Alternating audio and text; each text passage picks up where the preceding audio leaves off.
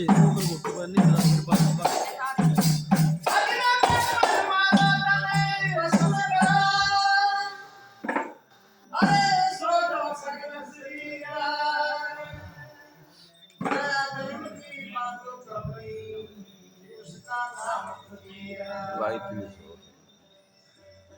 जाओ जी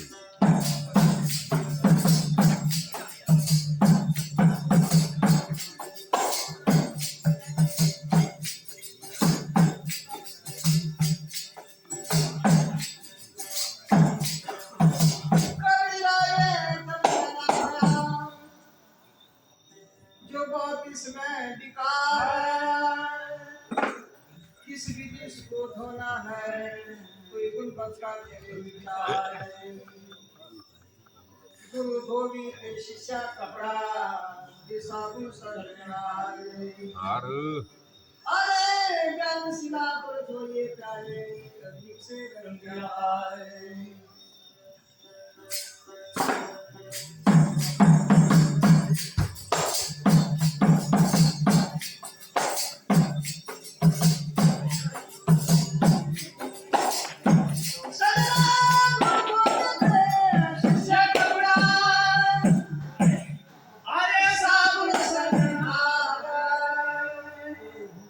ज्ञान शिला पर धोए प्यारे तब उगड़े रंगिया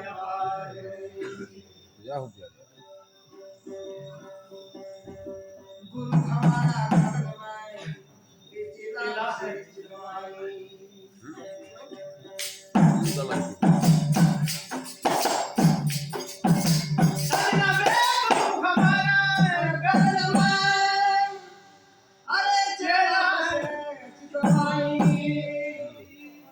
शब्द सुर का जब मेल हुआ वो एक पल पिछले नहीं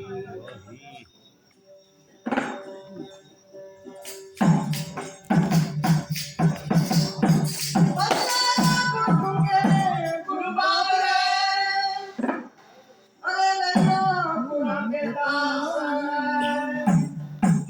गुरु देव जाए नरक मगर को स्वर्ग दिया से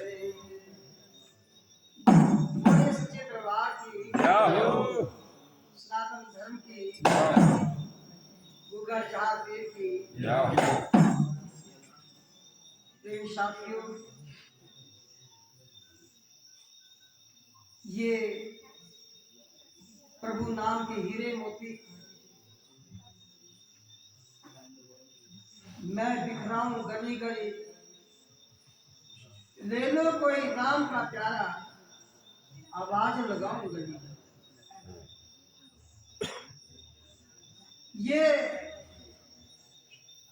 प्रभु नाम के जो हीरे मोती है जो गुरु के द्वारा जो मंत्र मिलता है जो राम नाम गुरु के द्वारा जो मिलता है यही हीरे मोती है। कहाँ मिलते हैं? सत्संग में। ये प्रभु नाम के हीरे मोती जो है सत्संग में मिलते हैं।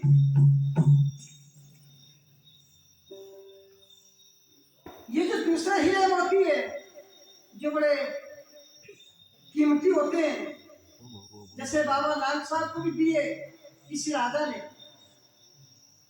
तो वे कहने लगे इन पत्थरों को उठा करके मैं कहां ले चलूं ये मेरे किस काम के नहीं है। संतों ने इशारा किया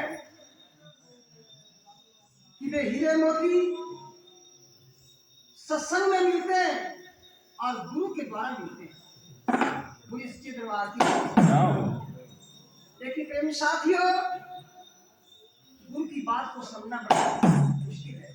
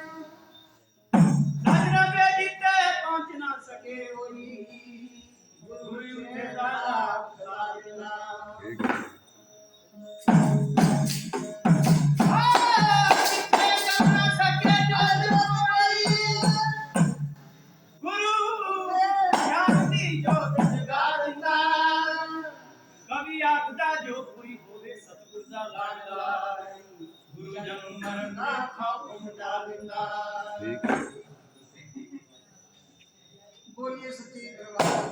जाओ तो कहते हैं इन हीरे मोतियों का ज्ञान जो है वे सदगुरु से मिलता है। आप चलिए अंदर के हीरे मोती तो साथी जब मिल जाते हैं तो ये बाहर के हीरे मोती जवाहरात फीके पड़ जाते हैं। तो साथियों बड़े बड़े दूर से आप भजन सुनने के लिए आए हैं। कहते हैं ये मिष्टान तो ये हमारी कड़छी जो है बोटी जब देता है तो सबको बांटता है मिष्टान, लेकिन कड़छी को पता नहीं है उसकी सुगंध जो नासिका ले रही है, उसका रस जीवन ले रही है। लेकिन इसी तरह से जो आनंद तो श्रोता ले जाते हैं, कितने कितने दूर से आए, कितना नशा लगा हुआ है इनको। बोलिए सच्चे दरबार की। पुष्पों की माला गला धारण कर लेता है लेकिन आनंद नासिका ले रही है। इसी तरह से ये जो मिष्टान जो दिया जाता है लेकिन जीव रस देती है, लेकिन उस कड़छी को पता नहीं है कि स्वाद कैसा है। बोलिए सच्चे दरबार की।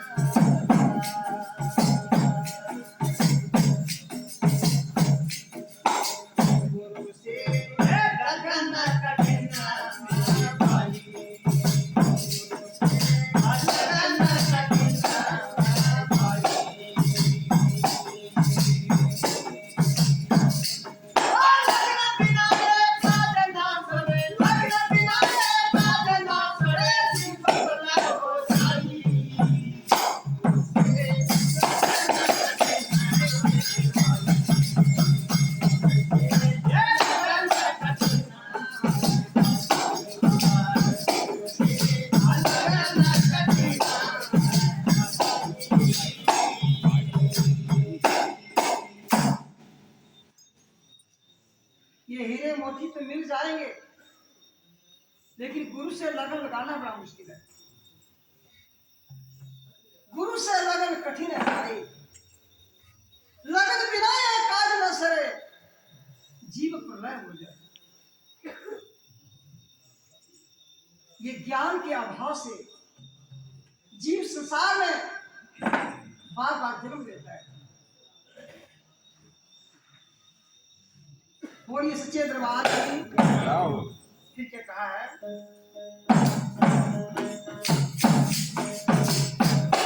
और जैसे कपिला स्वाति कुंड को पिया पिया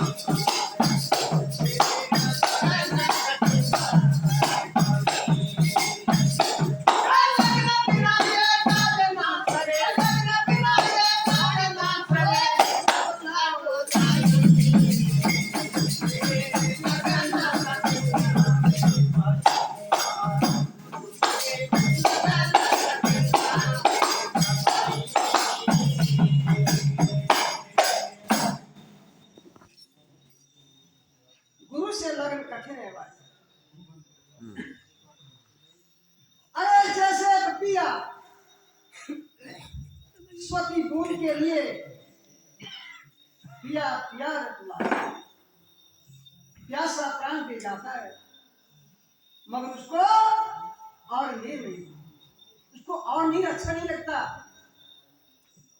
प्यासा प्राण दे देता है। तब कहा, अरे जीव, तू ब्रह्म का अंश है, ब्रह्म को नहीं जान पाया, तेरे से अच्छा तो वो तू पिया है जो स्वती बूंद के लिए 12 वर्ष तक चाहे स्वती बूंद नक्षत्र की बूंद ना गिरे तब तक वो प्यासा अपने प्राण दे देता है, उसको और नीर अच्छा नहीं लगता। फिर क्या लिखा है,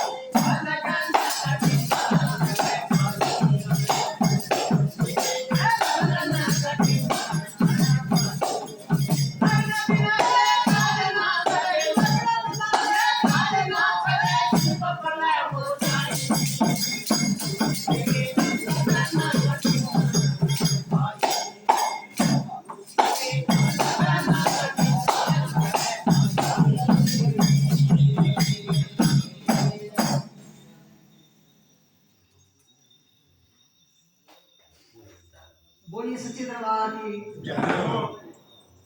प्रेमी साथियों, ये जो पढ़ने में जो व्यक्ति ना, या तो आज्ञा है जो मत बोलो सर। देखो बड़े बड़े गुरु से आए हुए हैं और ये गाने वाले की भी पार्ट होती है, सुनने वालों की भी पार्ट होती है जी। क्योंकि सुनने वाला भी सुनने से सुनकर, गाने वाला भी सुन से गाता है, लेकिन तुम्हारा आने का यहाँ फायदा नहीं होगा। जैसे कोई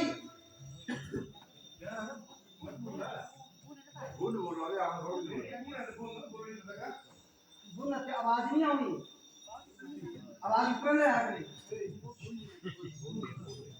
बोले सच्चे दरबार की।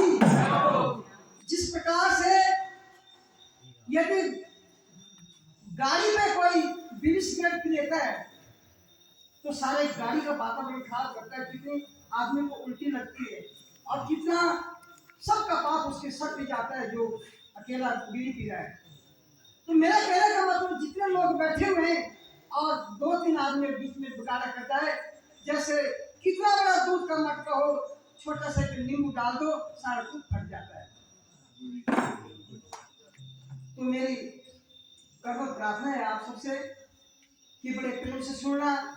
भजनों का आनंद तभी आता है, गाने वाला कोशिश भी करता है अच्छा गाने की, लेकिन अगर सुनने वाला अच्छे हो तो गाना अपने आप अच्छा होता है। क्योंकि दूसरे के मन को पढ़ करके बोलना बड़ा मुश्किल होता है। ये साइंटिफिक मनोविज्ञान है संतों का, जो दूसरे के मन को पकड़ कर बोलते हैं। बड़े बड़े रागी, बड़े बड़े गाने वाले फेल हो जाते हैं ऐसी सभा में, सुनने वाले ठीक ना हो। तो सभा बड़े अच्छे लोग बैठे हुए हैं, मुझे बड़ी प्रसन्नता हो रही है आप लोगों को देख करके। ये दूर इसलिए बैठते क्योंकि उनको बोलना होता है, तब बैठते हैं।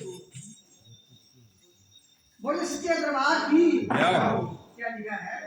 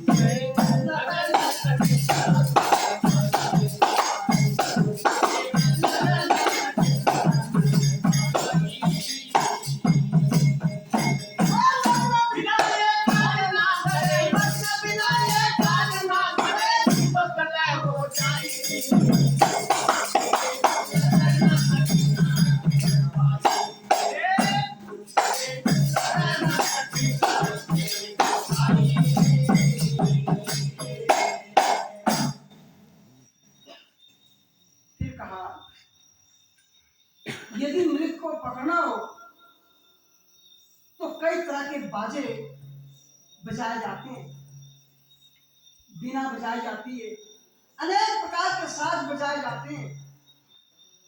जैसे सपेरा जब बीन बजाता है तो सांप अपनी मस्ती में आ जाता है। ऐसे मृग भी उस ध्वनि को सुन करके साजबाज के नजदीक आ जाता है और फिर उस शिकारी से पकड़ा जाता है। फिर साथियों, लेकिन वो ध्वनि को सुन करके, उस आवाज को सुन करके अपने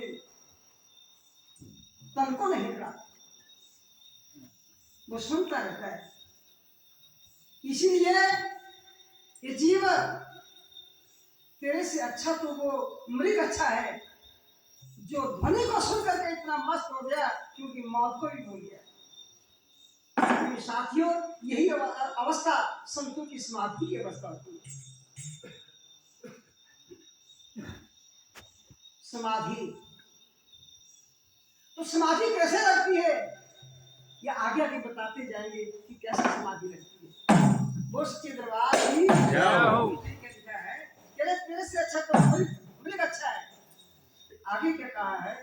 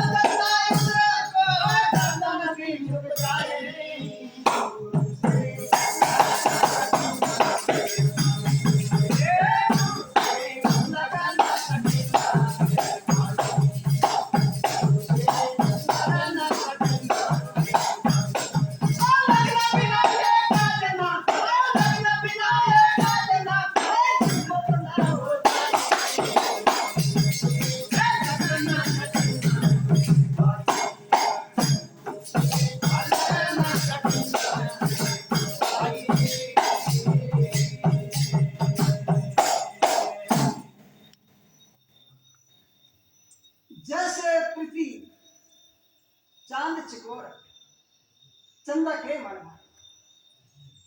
में चिकोर इतनी प्रीति लगा लेता है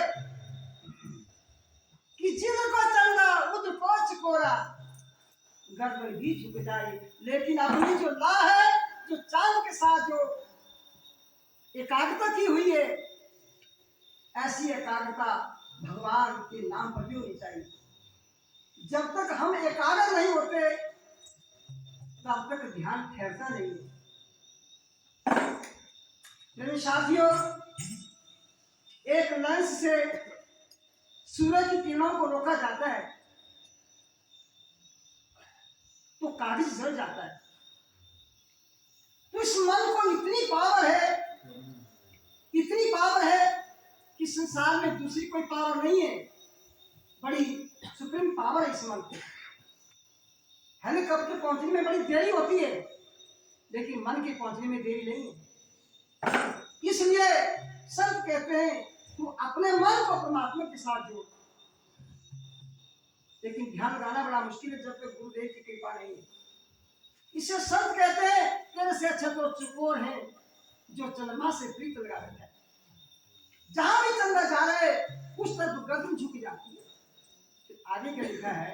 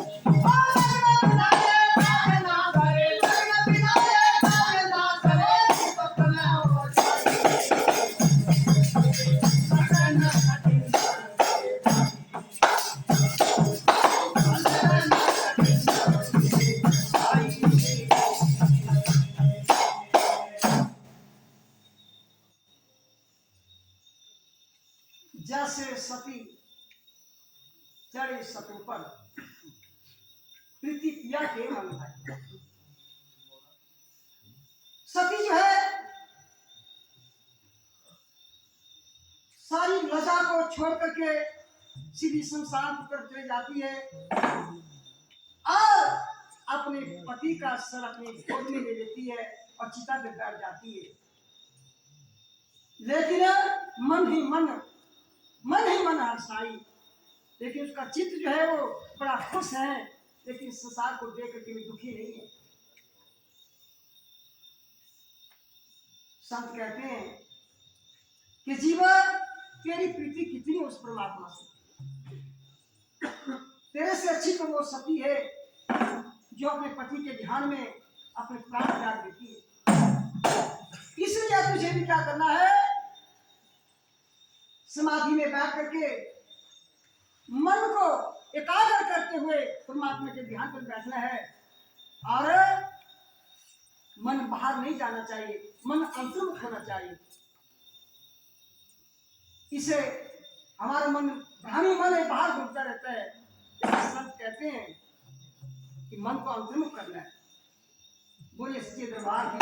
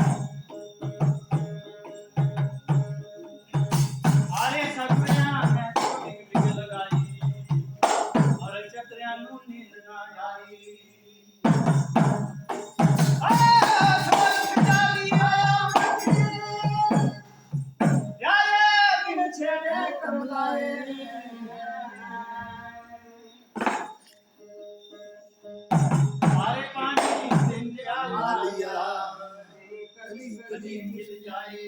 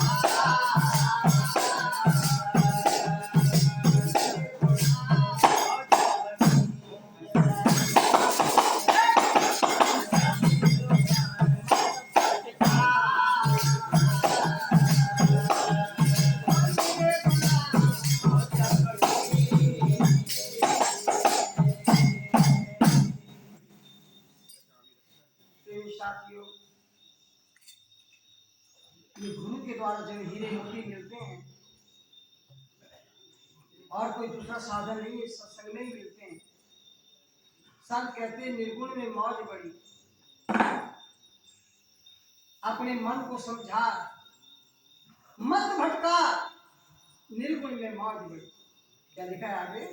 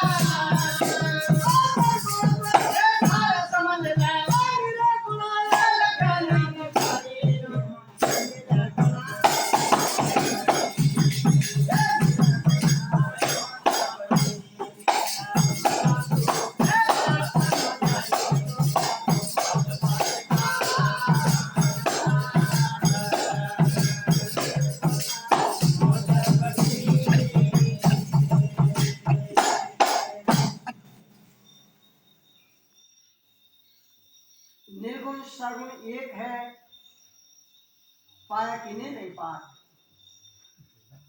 सगुण तो संसार समझ, निर्गुण लखा ना जाए।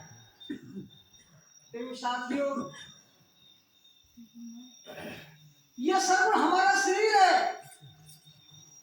यह सगुण तो संसार है। निर्गुण क्या है? ये साकार हमारा शरीर है, निर्गुण हमारी आत्मा है। लेकिन बिना साधना से, बिना ध्यान से ये समझ में नहीं आती, क्योंकि इसकी अनुभूति होती है। बोले सच्चे दरबार की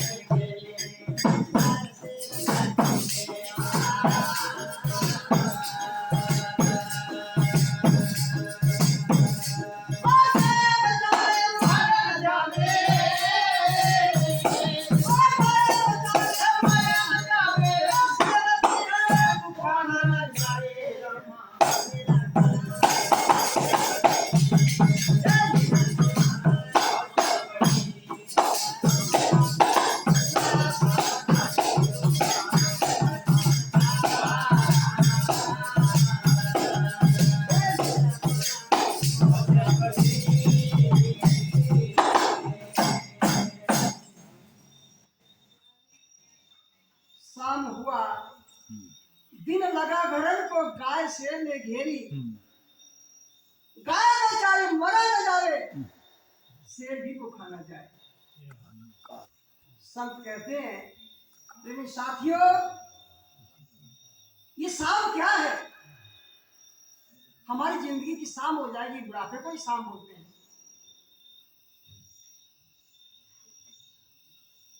जिंदगी की शाम हो रही है, बुढ़ापा आ रहा है। गाय शेर ने घेरी। गाय कहते हैं इस आत्मा को, और शेर कौन है? शेर है वो काल। गाय तो मरती नहीं है, आत्मा तो कभी मरती नहीं है। इसने कहा है गाय बेचारी मरा न जाए, मगर शेर भी भूखा न जाए। क्या करता है? इस स्त्री से अलग कर देता है, स्त्री से बिछोड़ा पड़ जाता है। लेकिन शेर भी भूखा नहीं जाता। क्या किया शेर ने? इस हमारे कायम को मार डाला। वो सच्चे दरबार की और क्या लिखा है?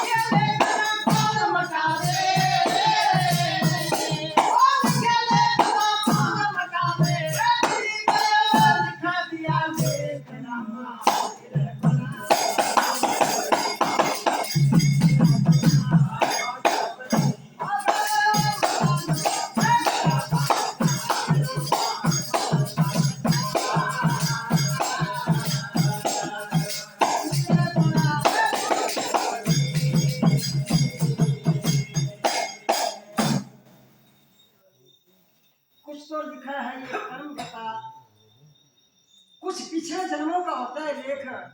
लिखे लेख को कौन मटावे, जो विधाता ने लिख दिए हैं लेख। क्योंकि हमने जो कर्म किए हैं वो हमको भोगना ही पड़ेंगे। वे ऐसे ढूंढते हैं हमारे कर्म हमको, जैसे कोई शिकारी अपने शिकार को ढूंढता है। कर्म छोड़ता नहीं, कर्म के श्रम से संसार में आते हैं और कर्म का श्रम खत्म होने से चले जाते हैं। फिर आगे का लिखा है,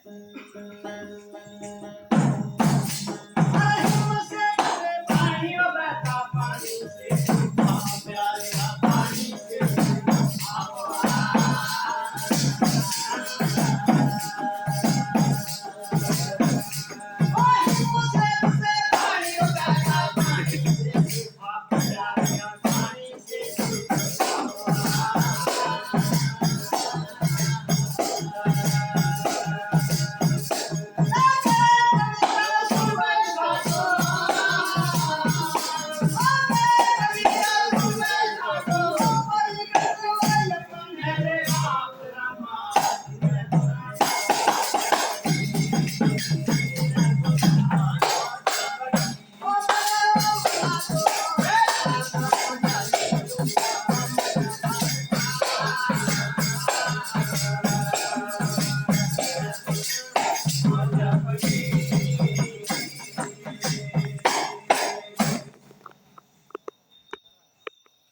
साथियों